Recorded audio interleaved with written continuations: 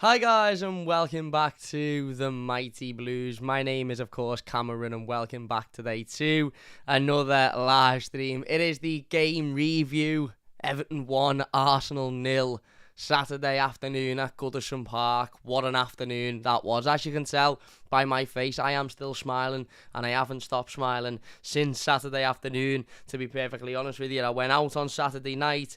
I had that pint or two that I said I was going to have on the instant match reaction. I played footy yesterday afternoon. Overall, it was just a really, really, really good weekend. And you know what? I woke up this morning and the last 3 or 4 Mondays I've woken up and the first thought that's been on my mind is Everton and how bad Everton are and worrying about the transfer market and worrying about the playing staff and worrying about Frank Lampard as the manager and all different types of worries. And it doesn't set your week up particularly great when the first thing you're thinking about on a Monday morning is the fact that Everton have been beaten the day before or a couple of days before at the weekend. Whereas today felt a little bit different. Now, listen, I'm fully aware that it's only one win, and you know, I understand there'll be some people saying don't get too ahead of yourself and don't get carried away and there's still a long way to go, and that is absolutely spot on. As you can see, the title of this live stream is a delight for Dyche, but it's only the start, and it is. And you know, Sean Dyche recognised that himself at the end of the game. He spoke about what a good performance it was, but he also spoke about the fact that it's only the beginning of what will be a really, really difficult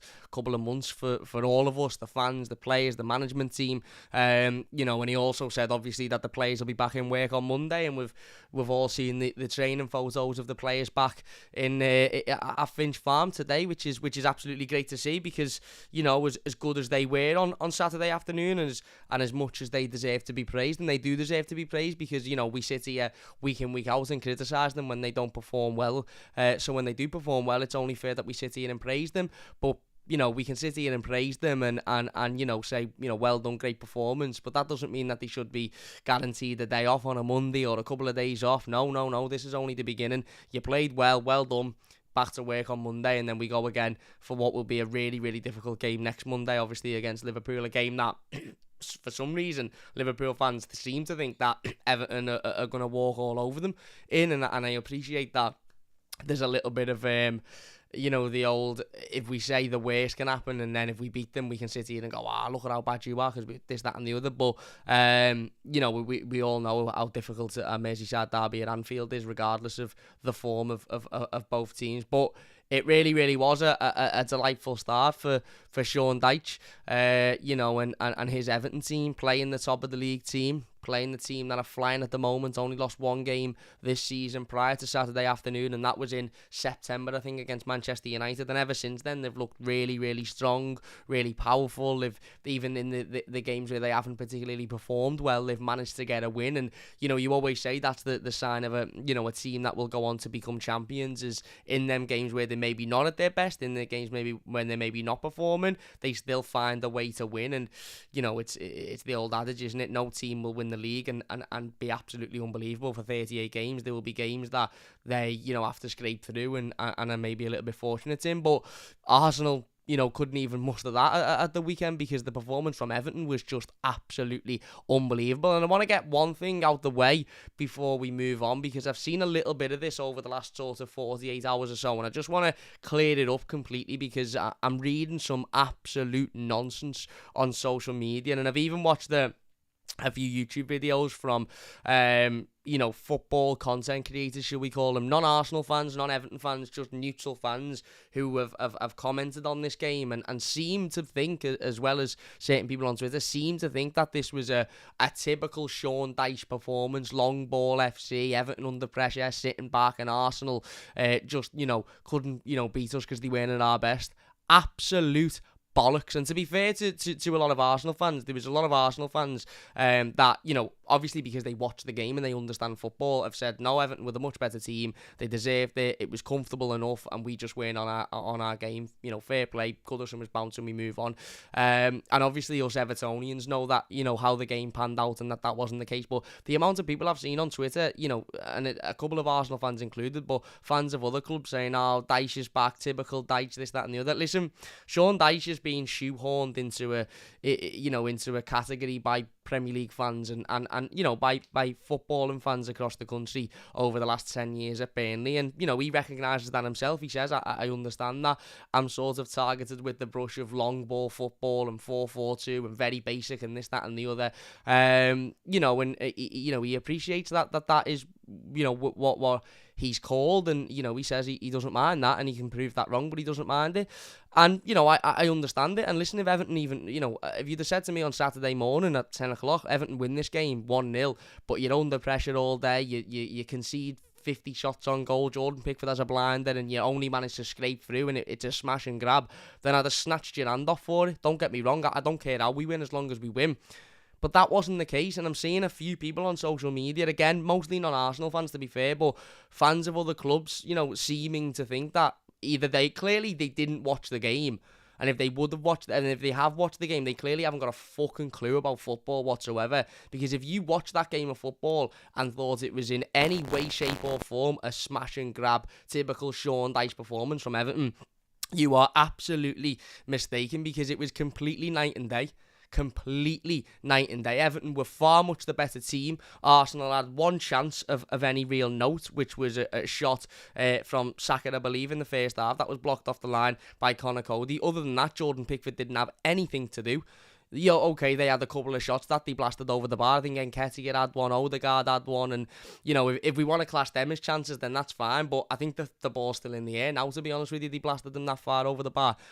And yet Everton could have been 3-0 up in the first 45 minutes. If Dominic Calvert-Lewin is an inch closer to the goal, but after Amadou Onana's fantastic run, then we're 1-0 up. If Abdoulaye Doucouré, don't get me wrong, I think Abdoulaye Doucouré was absolutely phenomenal on Saturday, absolutely phenomenal, and you can see that, clearly him and Sean Dyche have built a relationship, building a rapport. Sean Dyche has very complimentary words to say about Doucouré after the game. Abdoulaye Doucouré actually replied to our tweet on Twitter, sort of acknowledging those words and acknowledging, the fact that the manager had spoke about how well he'd worked in training and he's always playing with a smile on his face, this, that and the other. And Abdoulaye Doucouré was fantastic on Saturday, but he had the chance that, had we have not won this game, we'd all be sitting here today thinking, how's he missed that? It was ahead of that. I think even he'd sit here and say he should have done so much better with. And then Dominic Calvert-Lewin had another header just before half time that, again, 9 times out of 10 he'd have put away, and he just glanced it past the post, unfortunately. So Wunderlust says Mike's buzzing a bit. I'm not too sure why, because nothing has changed. Is anybody else having that problem with the mic? Let me know if you are. But yeah, we could have been 3-0 up in the opening 45 minutes. And, I understand that if you haven't watched the game, it seems like a typical new manager bounce. Another thing I heard, new manager bounce. Listen, of course, there's a new manager bounce because there's a new manager bounce when any team has a new manager. And, of course, that come into play. But the reality of the situation is Everton was so much the better team. Tactically, Sean Dyche was much better than Mikel Arteta on the day. Our players wanted it more. They worked harder. And, yes, of course, there was a massive element of Mike does buzz sometimes, people are saying. I'm not too sure why. Let me try and push some things in. Yes, of course, there was an element of that sort of fight and battle and determination and grit, and that's what we've all been crying for as Evertonians over the course of the last few months, because we didn't see that under Frank Lampard. We didn't see that fight. We didn't see that determination. We didn't see enough of that, that grit, that that real sort of battle for the shirt and for the team. So we demanded that, and as I said, when Sean Dyche was first given the job, that's what we will demand as Evertonians. We don't demand to see our team winning Champions Leagues or Premier Leagues. We demand to see our team giving it 110% and battling on and off the pitch every single week for the shirt. And of course we saw that on Saturday, and we were all absolutely over the moon to see that. But tactically, we were very good on Saturday as well, the way we set up, the shape, the organisation, the fact that you had Abdoulaye Doucouré and Onana in the midfield that was sort of sitting and picking up the bits, and that allowed Gana Gueye to go and put in a very sort of typical vintage Idrissa Gana Gueye performance. And by that, what I mean is the type of Idrissa Gana Gueye performance that we become used to seeing when he was last at the football club 6 years ago, when he was 6 years younger, where, everything that sort of was there to be picked up, he picked up. I think I said on the Instant Match Reaction, all the player ratings on Saturday afternoon, he was like a pickpocket on on Saturday afternoon, everything that was sort of there to be nicked, he got in and he nicked it, and he got away. And I think I seen a stat somewhere that said he had 100% pass completion rate, which is just absolutely unbelievable, like absolutely unbelievable.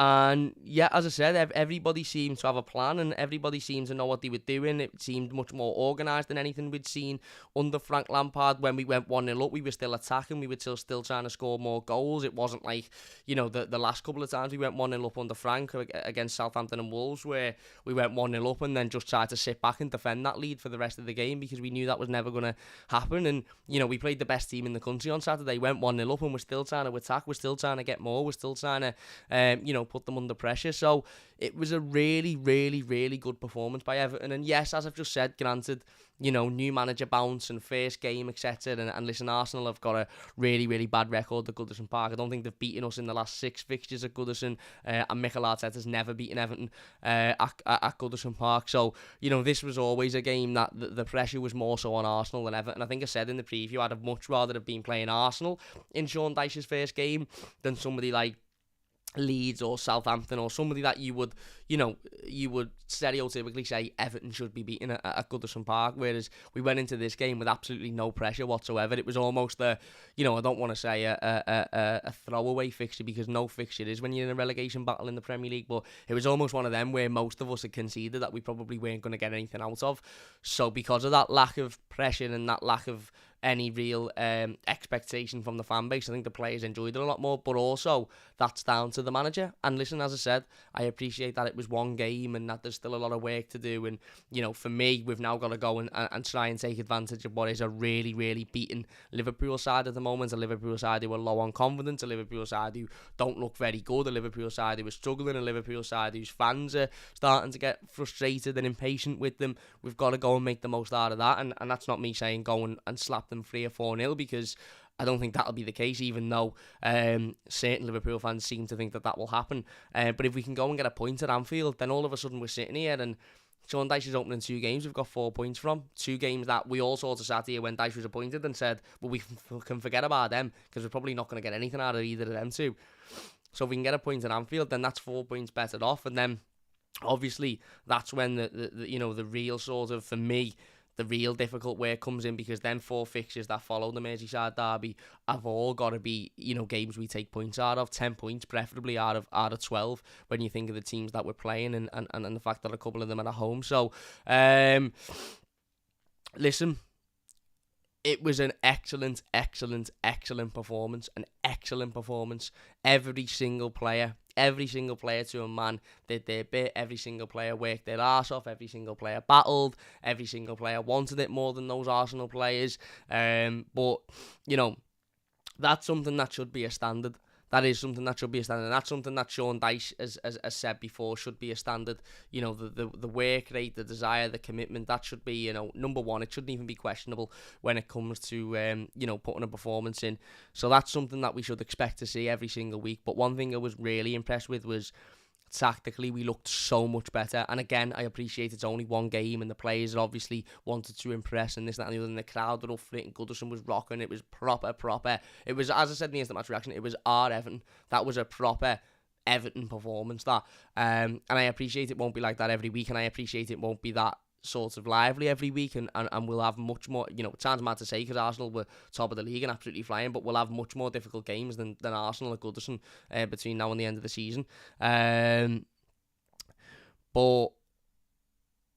yeah, the hard work really starts now, and this is only the beginning of it for Sean Dyche and for these players. But tactically, I was quite impressed with how we looked, how we set up, the shape, the sort of organisation of everybody. And that's why it frustrates me and pisses me off when you see people saying, typical Dyche, a smash and grab 1-0, but it wasn't a smash and grab 1-0. Don't get me wrong, I'm not that arse, because even if it was a smash and grab 1-0, I'd have taken it, because I'll take a smash and grab 1-0 at Anfield next week, and I'll take a smash and grab 1-0 in the 4 or 5 games that follow the Merseyside derby, 100%.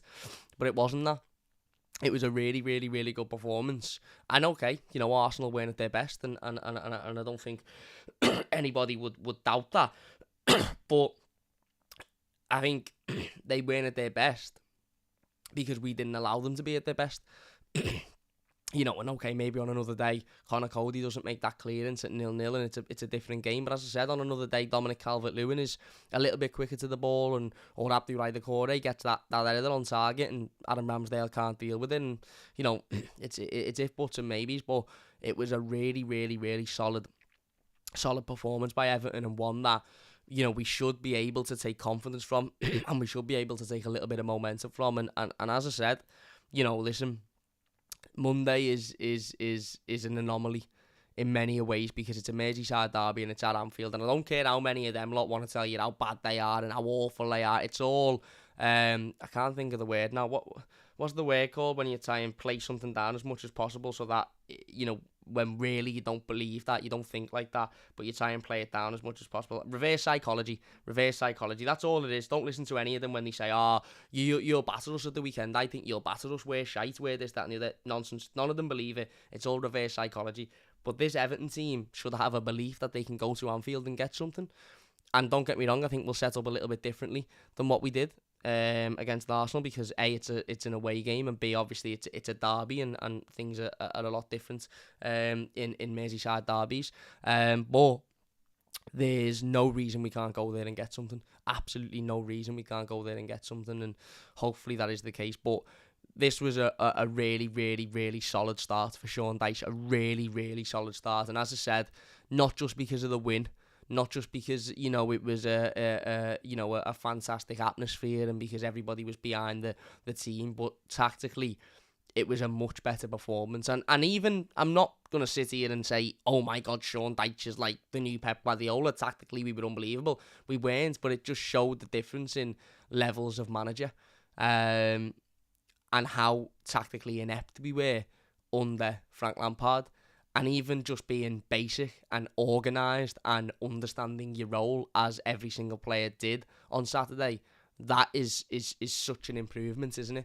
Because we didn't have that under Frank Lampard. And I'm not digging Frank out, and I'm fully aware that in Frank's first game against Brentford, we looked amazing as well. So I understand that, new manager bounce first game, this, that, and the other. And obviously, we have to, take this one, take confidence from it, momentum from it, but then move on to the next one. And that's why I think it was good when, Dyche said it's just a start. They'll be back in on Monday for to go again. But we did look so much more organised. The players looked like they knew what they were doing, and because of that, they looked more confident in themselves. As I mentioned on Saturday, Amadou Onana was absolutely unbelievable. The whole midfield three. It was Idrissa Gana Gueye's best performance since returning to Everton, without a shadow of a doubt. It was Amadou Onana's best performance since being at the football club. It was Abdoulaye Doucouré's best performance since probably the early days of Carlo Ancelotti when he first come into the football club. It was absolutely phenomenal. Everybody. There's not one player you sat there and went, they weren't great. There were a couple that you sat there and went, they weren't massively involved, but they still give absolutely everything, battled, worked hard, fought, threw themselves about, got in the faces of, let's just remind ourselves, the best team in the country at the moment. And that deserves a lot of credit. And it does deserve a lot of credit, because I sat here last week and ripped them to bits when they lost to West Ham, and the week before when they lost to Southampton and ripped them to bits. So they deserve credit when they win, but also under the understanding that it's one game, and that it's not the time to party now. It's not the time to say, oh my God, we've won one game, look at how great we are. Ultimately at the end of the day, I appreciate that the players would have been happy.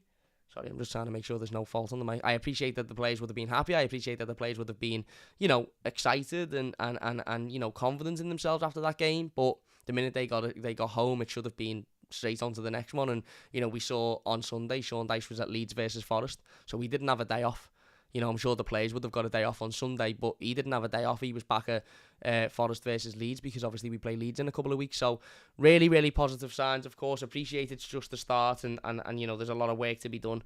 But really, really positive signs, and signs that we can take in our stride and go with for the next couple of weeks. And as I said, Monday night is extremely difficult, but we're playing a Liverpool team who really, really are on their arse at the moment, and we should be able to take a lot of confidence and a lot of momentum from that win against Arsenal. Let's jump into the live comments then to get involved. Junglers, Masters, I know this is a review cam, and I'm not talking to you, I'm talking to the chat. Calm down, it was one game, because if it goes tits up the next four, you'll go, well, that's what I'm saying, mate. That's what I'm saying. Listen, I will still maintain that we should be excited and we should be happy and we should ride this emotion because, as I said on Saturday afternoon, we haven't won a game of football since October.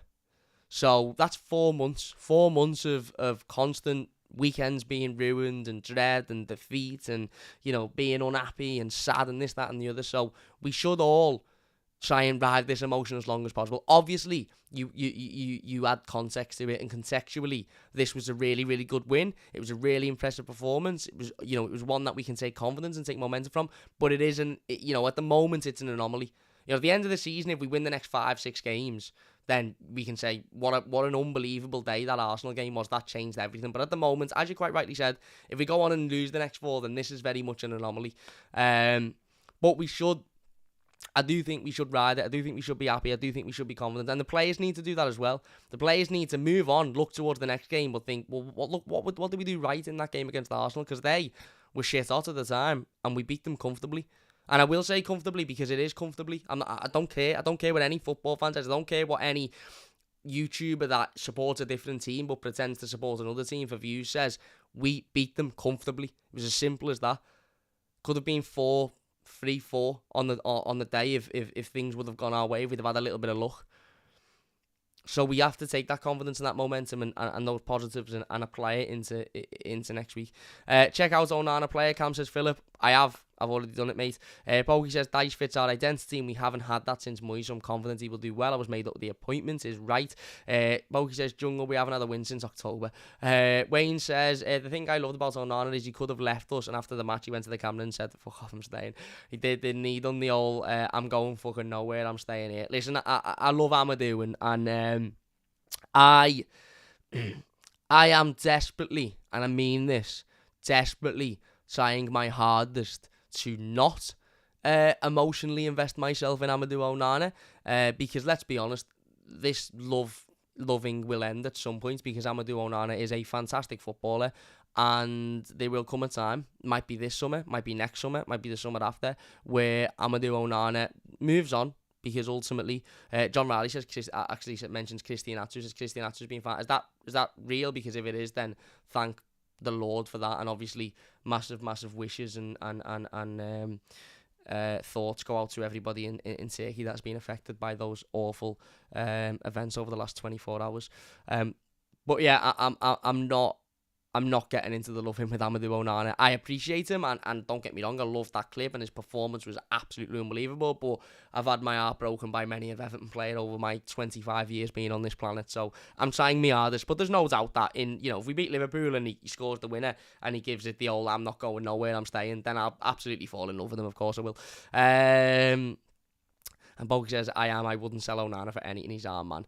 Well, yeah, we don't need to talk about selling him yet, because he's here, and he's going to be here until at least the summer, and if Everton has to remain in the Premier League, I've got a massive feeling he will be a pivotal part of that. But anyway, let's have a little look at Sean Dyche's team. His first Everton lineup as the manager. He obviously went with Jordan Pickford in goal. The back four, I think, to the surprise of some people, with a midfield 5 as opposed to a back 5. Obviously, Seamus Coleman and Michalenko as the full-backs. I don't think anybody was particularly surprised by that. I know some people were calling, including myself, for maybe Ben Godfrey to be in there or Mason Holgate, but given it was the manager's first game and Coleman and Michalenko are the designated fullbacks, I don't think it was a real surprise that they were the two that were picked. Obviously, the centre-back partnership of Conor Cody and James Tarkowski, Sean Dyche obviously working closely with James Tarkowski at Burnley, knowing his strengths, knowing his weaknesses, knowing what he's capable of. No surprise he gets his first Everton goal in Sean Dyche's first game in charge. A midfield 5 with Dwight McNeil, again another player Sean Dyche was familiar with. On one of the wings, Alex Iwobi reverting back to a wing position on the other, with the midfield 3 of Decore, Gay and Onana. A midfield 3 we hadn't seen before as Evertonians, but one that was certainly intriguing, with Dominic Calvert-Lewin up front, obviously under the assumption that one of the midfield 3, obviously it ultimately ended up being Decore, but I think Onana sort of filled that place at times as well, sort of occupied that behind the striker role, and I've just, for some reason, clicked off the stream. So give me 2 seconds so I can jump back into the stream and get back onto the live comments. Here we go, we're back. I don't know if that went off. Did it go off, or are we still here? I don't think it went off. Anyway, I'm here. Yeah, obviously, as I said, one of the midfield 3. occupying that position behind the striker. And like I said, a selection that I think was slightly confusing, certainly to me, because I remember thinking, oh, this is unusual, because we haven't seen a midfield three of Doucouré, Onana and Ghana before. Iwobi being back on the wing, of course, which again was something that we hadn't seen for a while. But it worked. It worked, and it worked absolutely brilliantly. And I think it worked for a number of reasons, and I don't want to touch on them an awful lot, because as I said, I appreciate it's only one game, but also we spoke about it before. But those reasons being, we were so much more organised. We had a plan, a very basic plan of that, but a plan. We had an organisation off the ball, so that when we didn't have the ball, which was a lot in this game, because Arsenal did have a lot of possession, we knew the shape. We knew the shape we needed to be in. I don't know if anyone has seen the Sean Dyche Tactical Mastermind podcast, is it? Whatever it's called, where he talks about the V and having the defence in a sort of V formation and everybody moves over and stuff. You could see that implemented already on Saturday afternoon. On the ball, obviously, we were moving forward, we were progressing, we were working hard, we were trying to get in behind. As I said, Ghana occupied that sort of pickpocket role where every time there was an Arsenal player with a bit of space, he went in there and he tried to nick the ball off, while Doucouré and Onana sort of, sheltered the back four. And it's amazing, isn't it, what having a simple plan and implementing hard work and graft and battle and determination and talent does to these players. There will be a lot of teams this season who will come before now and the end of the season, that will come to Goodison Park, and if Everton perform like that and put the fight and the desire and the commitment in like we did on Saturday, I'm willing to bet that there isn't many teams that will be able to come to Goodison Park and match that. Away from home is a bit different, and I'm sure we'll set up a little bit differently away from home. I'm sure the tactics will be a little bit different away from home. I've got no doubt in that, because obviously, the crowd will be against us in terms of, in numbers, and it's a very different circumstance playing away from home than what it is when you're playing at home. But at Goodison Park, if we can perform like that every week with that graft and that talent and that commitment and that battle and that desire, I'm willing to bet that there's not many teams, if any, that will be able to come and match that. Now, given that, we will get positive results, because as we saw with Arsenal, when the opposition aren't willing to match that energy and that intensity and that commitment and that grit and determination, more often than not, you get a result out of that game. Especially if you're set up. And another thing that I was really impressed with, not only was the fight, and because there was always going to be fights. Listen, you could have put me in charge, and I've got no coaching qualifications or experience whatsoever. You could have put me in charge. The players were always going to give it 100%. They were always going to fight. They were always going to battle, because they were never not going to be able to do that, because they had to do it, because ultimately it was a new manager, and that was what the least he and we expected. But it was the way we set up, it was the movement off the ball, it was the positioning off the ball, it was the structure, it was the fact that we looked so organised. And that's simple, that's basic, by the way. The basics of football: organised, organisation, structure, the very, very, very basics of football. But we did it. And because we did that, we nullified the best team in the country at the moment, because they are the best team in the country at the moment, to very, very little. Snapshots from 20, 30 yards that were blasted over the bar. A couple of half decent chances, that's it. Jordan Pickford went back into the changing room and just hung his t-shirt up or his shirt and said, "You don't need to wash that, lad, I've not done nothing." We nullified the best team, and a team that have scored for fun this season, a team that have ripped teams to bits for fun this season. We nullified them because of the shape, because of the organisation, and because of the hard work. And that shows that we can do it. It shows it can be done. It shows it's possible. We've just got to implement that week in, week out. As I said, I thought we started the game really, really brightly. The crowd was up for it. And I think another thing that we showed as a fan base on Saturday that I want to touch on briefly is that there was this myth going into this game, I think, that was sort of floating around on social media and amongst the fans, that it's impossible to peacefully protest against the board and to muster up the I suppose, the energy and the positivity to be able to get behind the team and get behind the manager on the same day. Well, that was proven wrong, wasn't it? Because there was a really, really, really good peaceful protest before the game with fans walking from the Royal Oak up to Goodison Park. It was televised, it was all over BT, it got exactly the attention and the traction that it needed to get, to be, televised all over the place before the game, so everybody was watching, peak audience, to think, hang on, what's going on at Everton, why are these fans so upset? And then those people would have researched it a little bit more and understood the severity of this situation. And absolutely, I am 100% behind peaceful protesting. I'm 100% behind fans, and I've done it myself and will continue to do it myself, fighting for the better of this club. But we also showed that after doing that, doing it well, doing it peacefully, doing it, in numbers before the game, we could also then go through the turnstile at Goodison Park and transfer all of that energy into chanting and cheering and screaming and shouting and getting behind the players, because that was one of the best atmospheres I've seen at Goodison Park for a long time. Definitely the best all season, and as I said, one of the best I've seen in a long time. And it come from an hour and a half after a peaceful protest against the absolute clowns that run this football club. The same clowns, by the way, who again didn't turn up, and now, and rightly so, didn't turn up as well, but now shouldn't turn up between now and the end of the season. Leave it now. Don't bring the attention to it. As I said before the game, don't bring any attention to it. Stay away and let the manager do his job, and we'll get behind the manager. And that's exactly what we did. We got behind the manager, we got behind the players, and we proved that it is possible to be able to fight for the better on the same day as going into the ground and being able to completely disassociate Sean Dyche and the players from the people that run this football club. And that's exactly what we did. And, Evertonians are, as I said, we are a loyal fan base. We're a fan base that demand hard work, graft, fight, determination, battle, all of the above. We don't demand a team that score 4 goals every week. We don't demand a team that win 6-0. We don't demand a team that are fighting for the league and the Champions League. We demand hard work, graft, talent. Hard work, graft, determination, battle. We do demand talent as well, but more importantly, that fight for the shirt, bleed for the shirt, as they used to say. And look at the difference. 2 weeks ago against Southampton, these players were, Goodison Park was ringing out with "You're not fit to wear the shirt." The exact same playing squad, were clapped off at half-time at 0-0 because of how good the performance was, because of how much effort and determination and fight that was on show. Now, these players should look at that and think, hang on, this is simple.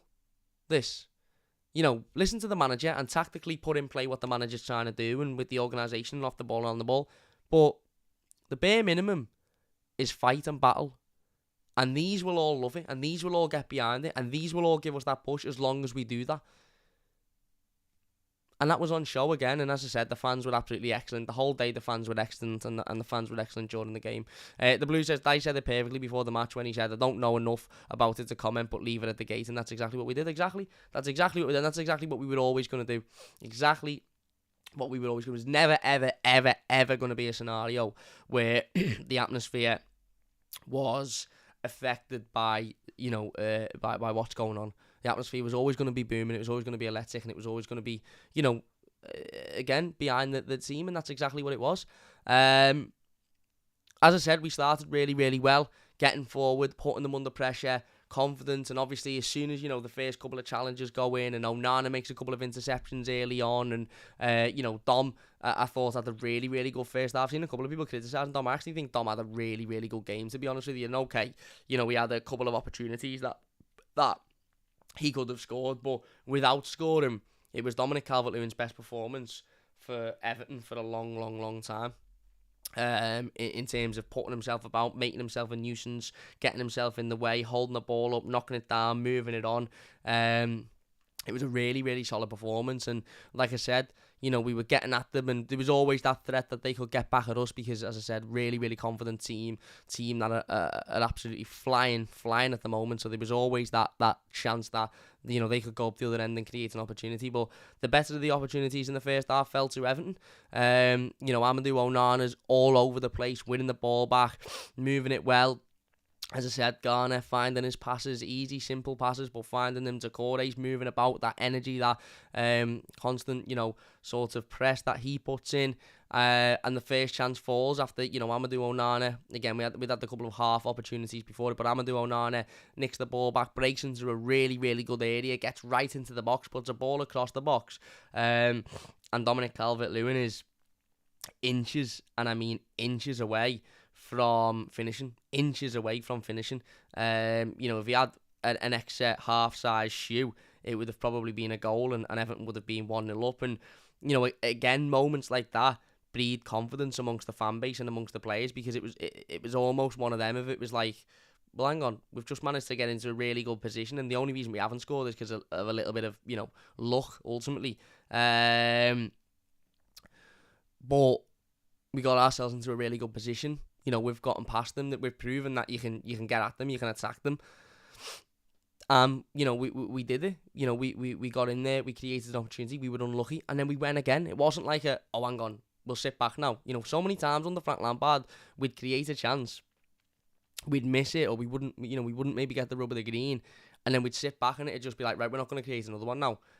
We didn't. We went again. This time Dwight McNeil gets the ball, puts a lovely ball in, and Abdoulaye Doucouré should do much better. And I've sat here and I've praised Abdoulaye Doucouré on all of the videos we've done since the game. I've praised him on Twitter. I thought he was absolutely excellent on Saturday afternoon. And if we can get that Abdoulaye Doucouré every week, then he's a valued member of this squad. But he should do better. And as I said before, it's that good of a chance that had we have not won this game, we'd be sitting here and I'd be talking about that chance for 10-15 minutes, saying you've simply got to do better. You've got to get it at least on target. Really should score, because he's on his own in the 6-yard box. Should score. It's as simple as that. But again, it was another chance. Again, a bit breed the confidence. And yes, Arsenal had one up the other end where, again, it was cleared off the line, and maybe we got a little bit lucky there, and they had the couple that were fired over. But every single time Arsenal were trying to create something in and around our box and trying to make something happen, one of the midfield three were picking it up before it gets to that stage, whether it be Garner or Onana make a brilliant sliding challenge, or Doucouré go over there and pick it up and move it out. The midfield were absolutely everywhere, the three of them, and I think it's important to highlight the three of them, because that may be the way forward for Sean Dyche. And again, I don't want to get too ahead of myself, because I remember at the start of the season talking about Garner, Iwobi and Onana and saying they're the three that we should go for, and then obviously that broke up over the course of the season. But the addition to Doucouré in there, and if you've got a fully fit, focused Abdoulaye Doucouré on top form, then you've got a really, really, really solid player in there. And Abdoulaye Doucouré, again, as I said, was absolutely excellent on Saturday afternoon, as was Onana, as was Garner. The three of them were fantastic, and if we can get that performance out of the three of them again, we'll look strong. Certainly in that midfield area. And Dyche said it himself after the game. He was interviewed by BBC, and he said, what's the plan when you come up against the team that are top of the league? And he said, well, the plan is to keep the ball out of our goal and put one in their goal. And that was the funny bit. That was the bit that everybody laughed at. But the bit he said after that was really interesting. He said, I wasn't too worried about the stuff in the middle. And that shows the confidence that he had in that midfield three and in the ability of that midfield three. We had another chance just before half time. Ball comes in, as I said, Dominic Calvert-Lewin gets a really good header on it. 9 times out of 10, it rustles into the back of the net, maybe because Dom's a little bit, maybe not match sharpness isn't up there, or his confidence isn't up there. He glides it past the post, and all of a sudden it's half time, and you're thinking, we're the better team here. We're on top. We're battling. Okay. It's still only 0-0, and again, it was a good 45 minutes. That doesn't mean we should all lose our heads. But we're on top, we're battling, we're creating chances, we're pushing, and we're looking confident. Dwight McNeil, probably his best game in an Everton shirt. Effort, work rate, determination, fight, battle, all of that was on show. Alex Iwobi, the other side, similarly, really, really good performance. As I mentioned, the midfield three were unbelievable. Dom put his shift in, the defence worked hard, everybody had worked hard, and that's why they were clapped off the pitch at half time. That's why everybody at Goodison Park recognised that performance. We come out for the second half, and again, more of the same. putting them under pressure, getting at them, battling, making it difficult for them. Amadou Onana at this point was just slide tackling everything in sight. I'm surprised he didn't jump into the crowd and start slide tackling fans, because everything in sight, he threw a tackle in and won every single tackle as well. I think the referee at this point was starting to get a little bit impatient that Arsenal weren't winning, and was trying to give them silly fouls, and was trying to give them every single, decision he could possibly give them. But Everton combated that, and combated it really, really well. And as I said, we stayed solidified. We stayed strong at the back, and going forward, we constantly pressured them. It wasn't like we sat back and went, right, second half now, let's sit back and try and see this out for a point. It was almost like Dyche had gone in and gone, you've got the better of these here, go out and continue, push, and try and, try and get at them. And we did. 15 minutes goes on, 60th minute, Dwight McNeil puts a wonderful ball in. James Tarkowski says to Martin Ødegaard, you may as well go and get a coffee, lad, in the concourse, because you're getting nowhere near this. Edged it into the back of the net, 1-0, and all of a sudden, we're 1-0 up. 1-0 up against the team that are currently flying at home. James Tarkowski, a goal made in Burnley. Sean Dyche, James Tarkowski, Dwight McNeil. 1-0, and you're thinking, right, are we going to do the typical thing now of sitting back for half an hour and inviting pressure on? Because if we would have, then it would have been a really difficult half an hour, because Arsenal would have just thought, right, okay, well, these aren't interested now, so let's just pressure them, and the likelihood is, even if they play really well defensively, the likelihood is we'll get one. But we didn't. We continued to get... It was like we smelled blood. We smelled blood against the team that were top of the league, playing really well, and, flying. It wasn't like we thought, shit, these are top of the league, we're winning 1-0, let's just sit back now. Don't get me wrong, there was a defensive element to it, because obviously Arsenal come out because they were forced to come out, and the last 10 minutes was defensive. But for the rest of that first half, second half, we were getting at them, we were battling, we were throwing challenges in, we were making them know that we were going to fight until the last second. We weren't going to sit back, we were going to fight. And one thing I was really, really impressed with, actually, was, and it was a decision that I questioned at the time, was the minute we scored, and don't get me wrong, this substitution was being planned before we scored, but the minute we scored, Sean Dyche takes Dominic Calvert-Lewin off and puts Neil Maupay on. And I remember turning around to my dad and saying, Dom's had a really, really good game there, and I don't quite understand that substitution, because Dom's aerial presence has been evidently on show, and he's clearly getting the better of the defenders. Obviously, as it turns out, Dom had picked up a slight knock, or was concerned about a slight knock, and that was why he had to come off.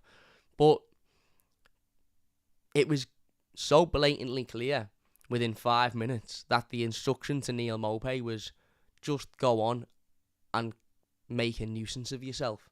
Just go on and piss people off. Just go on and kick people. Do it cleverly, but, kick people, make it difficult for them, frustrate them, and make it a audible half an hour for them. And Neil Maupay's gone, yeah, man, sweet as, I'll do that, no problem. And he come on and he did it. And obviously he's got history with Arsenal. They don't like him anyway because of the fact he scored against them once. It's just mad. But he was the perfect player to do that. He come on, he wound people up, he got in people's faces, he frustrated them. And as I said in the instant match reaction, he got at Zinchenko, which may seem on the face of it as just a confrontation between two players that means nothing. And maybe I'm reading into it too much, but how I read into that was, he's come on and he's got at their most experienced player in terms of winning titles, seeing games through. Obviously, he's not the eldest and he's not the most experienced in that sense, but Zinchenko was one they brought in the summer to try and turn them into that team that fight for titles, because he's been there with City. He knows what it's like to grind out to win. He knows what it's like to get back into games and and try and come back from being down. He knows what it's like to put pressure on a team and smell blood when a team is sitting back and sort of worrying a little bit. And Maupay's come on and thought, and it seemed to me like he's thought, well, if I target him and I piss him off and I make him lose his head, then all of these young lads around him that look to him for that inspiration are going to be lost, because he's lost his head and he's lost his way, and they, the young lads are going to be thinking, well, what do we do now? We don't really know how to manage this, because the fella we're looking at to manage it has lost his head. Maybe I'm reading too much into that, but that's exactly what happened. Maupay come on, he wound Zinchenko up, he pissed them off to the point where Zinchenko, as I said, his head just completely went.